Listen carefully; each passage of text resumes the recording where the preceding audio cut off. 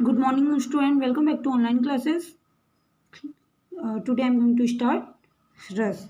आपको जैसे कि पहले भी रस में कुछ सारी चीज़ें बता दिए थे, बट एग्जाम्पल के साथ कल उदाहरण से स्टार्ट किए थे। आपका जिसमें श्रृंगार रस कंप्लीट हो गया था।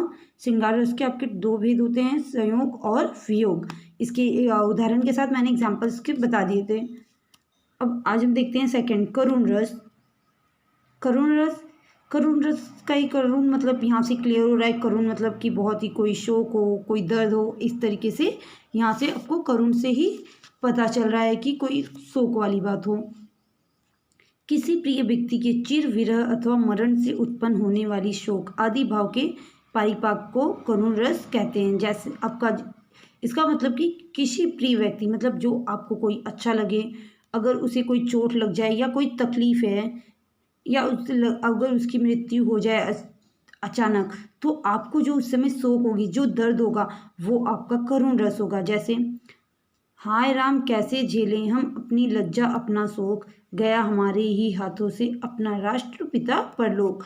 इसमें जो केकेयी थी वो राम से कहती हैं, जब 14 वर्ष का वनवास हो जाता है, उसके बाद दशरथ जी की मृत्यु हो जाती है, तब वो जाती हैं वहाँ पे तब लेने के लिए कि तुम वनवास ना जाओ। तब वो कहती हैं कि हाय राम कैसे झेलें हम अपनी लज्जा अपना शोक, मतलब कि हे भगवान, हे राम, अब हम कैसे अपनी लज्जा अपने शोक को झेलें, कैसे हम किसी के सामने मुंह दिखाएं, हमने तो गलत किया ही है।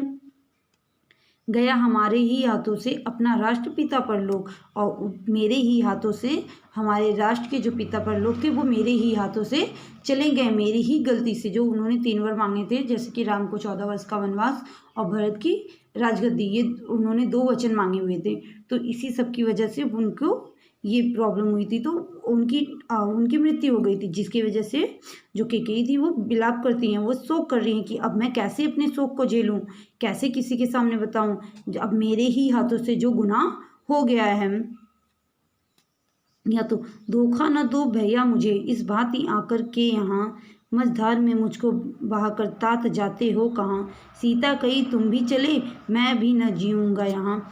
तो इसमें जो है ये छोटी सी जो पंक्ति है बेटा, ये आपकी तुलसीदास जी की है। इन्होंने कहा ये तब की है जब लक्ष्मण को शक्ति बाण लग जाती है मेघनाथ के युद्ध के टाइम। तो वो जब उन्हें वो वहाँ पे एकदम बेहोश हो जाते हैं, तब वो राम कहते हैं कि धोखा न दो भैया मुझे इस भांति आकर यहाँ, मझधार में तुम मुझको बहा कर तात जाते हो कहाँ, सीता गई तुम भी चले मैं भी न जीऊँगा यहाँ।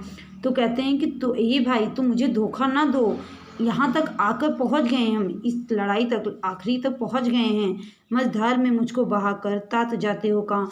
इस मझधार मतलब इस भंवर में मुझे फंसाकर तुम कहाँ जा रहे हो। सीता गई तुम भी चले मैं भी न जीऊँगा यहाँ, और सीता भी तो चली गई, अब तुम भी चले जाओगे तो मैं यहाँ नहीं जीऊँगा। तो इस तरीके से वो मतलब अपने दर्द को बता रहे हैं, वो अपना शोक व्यतीत कर रहे हैं। वो अपना मतलब कि जो लक्ष्मण को मूर्छित हो गए हैं, जो बेहोश हो गए थे, उनको शक्ति बाण लगी हुई थी, जिसकी वजह से वो परेशान हो गए, तो वो अपने दर्द को बता रहे हैं। वो यहाँ पे अपने शोक को मतलब अपनी दुख को व्यक्त कर रहे हैं। इसके बाद थर्ड, शांत रस।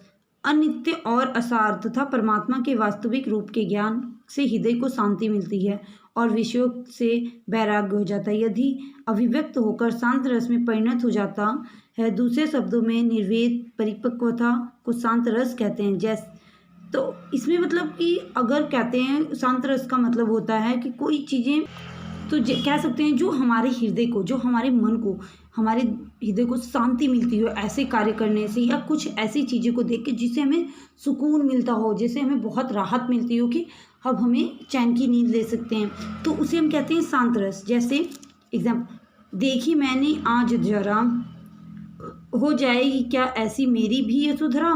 यशोधरा का मतलब यहाँ पे जमीन से है, जो भूमि होती है। हाय मिलेगा मिट्टी में वह सुवर्ण खरा, सुख जावेगा मेरा उपवन जो है आज हरा।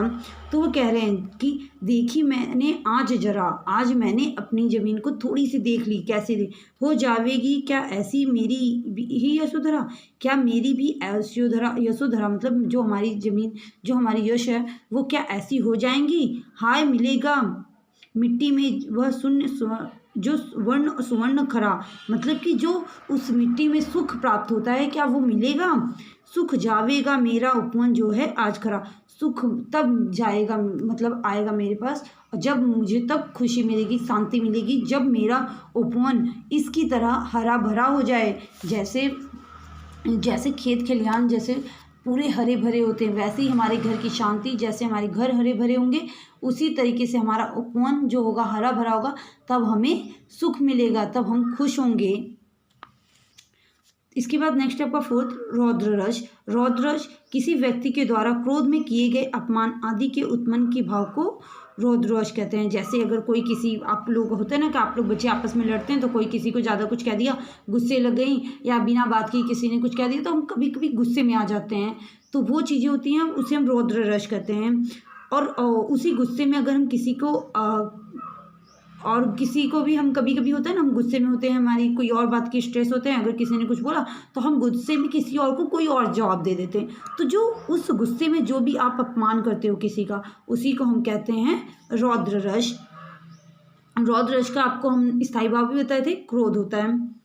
तो इसका एग्जाम्पल देखते हैं। अतिरस बोले बचन कठोर, बेग देखो मुढ़ नत जाऊं अजू, उल्टा मैं जय लग तो राजू। मतलब कि इसमें अतिरस बोले वचन कठोर, ये पंक्ति आपकी तुलसीदास की है। ये भी इन्होंने ये पंक्ति कही थी जब सीता जी का स्वयंवर हो रहा था, उस समय जब श्री राम जी ने धनुष को उठाया और वो टूट गया था, तो उस समय वहाँ पे परशुराम जो थे वो आते हैं, और वो अतरस बोले वचन कठोर, और वो बहुत ही गुस्से में बहुत ही कठोर वचन बोलते हैं, बहुत ही गुस्से में वो क्रोध में बहुत ही कठोर वचन कहते हैं।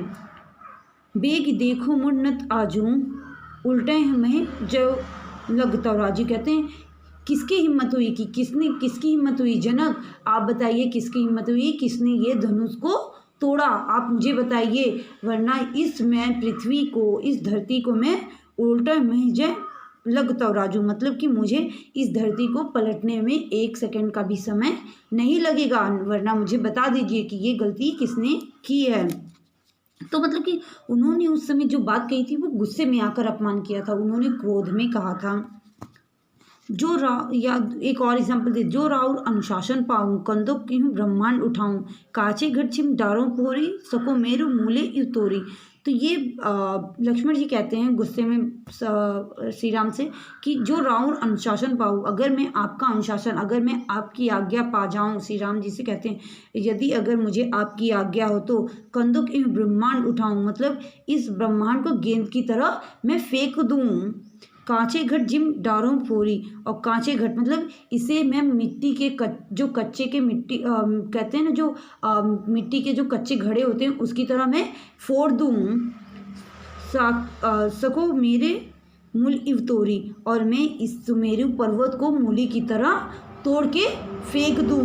तो इस तरीके से वो, मतलब उन्हें वो क्रोध आया होता है, वो गुस्से में रहते हैं उस समय, तो वो गुस्से में इस तरीके से वो कहते हैं। इसके बाद 5th है आपका वीर रस। वीर रस में जो आपका उत्साह, मतलब वीर रस यहाँ से पहले ही बताए थे, वीर में होता है आपका उत्साह, मतलब बहुत ज़्यादा आप खुशी हो अंदर से। तो उत्साह नामक स्थायी भाव जब विभवादि के संयोग से परिपक्व होकर रस रूप में परिणत होता है, तब वही वीर रस कहलाता है। जब हम कोई अच्छा कार्य करते हैं, या युद्ध में कहीं विजय आ गई, या आप जैसे क्लास में फर्स्ट आ गए, तो आपको जो अंदर से खुशी होती वो आपका वीर रस हुआ, वो वहाँ पे उत्साह है, आप अंदर से खुश हो रहे हो। तो जो वहाँ पे रस, मतलब जो आपकी उस फेस पे आपकी जो स्माइल होगी वो आपका इसमें आएगा। तो इसके 4 भेद होते हैं, युद्धवीर, दानवीर, धर्मवीर, दयावीर। मतलब कि कुछ युद्ध में, दानवीर मतलब जो दान वगैरह करते हैं हम उसमें, धर्म जो धर्म के मार्ग पर चलकर हम कोई अच्छे कार्य करें, और दया, और अगर किसी कोई बहुत ही ज़्यादा परेशानी में है उसकी हम उस समय जो मदद करें। तो यहाँ पे उदाहरण भी दिए हुए हैं युद्धवीर का। मानव समाज में अरुण पड़ा, जल जंतु बीच हो वरुण पड़ा, इस तरह भभकता राणा था, मानव सपो से गरुण पड़ा। तो मतलब इसमें राणा प्रताप जी के बारे में बताया है कि वो कैसे वो बहुत ही ताकतवर थे, वो कैसे कभी भी हार नहीं मारते थे, और वो हर समय अपने युद्ध में विजय ही प्राप्त करते थे। मतलब यहाँ पे उनके विजय के बारे में बताया, उनके उत्साह के बारे में बताया कि किस तरीके से वो युद्ध में कभी हार नहीं मानते थे। दानवीर, दान, जैसे अगर किसी को हम दान वगैरह करते हैं, हाथ ग्रहो प्रभु को कमला कहे, नाथ कहाँ तुमने चित्तधारी, तंदुल खाए मुठी दुई दिन कियो तुमने, द्यूं तो दु लोक बिहारी, खाया मुठी तीसरी अब नाथ कहाँ, निजवास की आस बिसारी, रंकई आप समान कियो तुम चाहत आपे होत भिखारी। तो मतलब ये भगवान के लिए कहा गया है कि आप अगर हम पे दान करेंगे, या मतलब उस तरीके से वो वहाँ पे भक्ति का किया गया है, तो यहाँ पे दान का बताया गया है।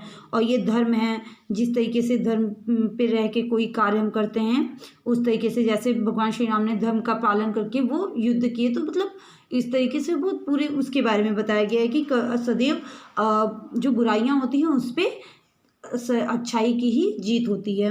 फिर दया का है, अगर किसी पे हम दया दिखाते हैं, किसी की हमें मदद करनी चाहिए। तो ये आपके इतने हो गए। और इसके बाद आपका बच रहा है जैसे कि वीरस्तक हो गया है, इसके बाद है हास्य, भयानक और विवश, अद्भुत और वात्सल्य।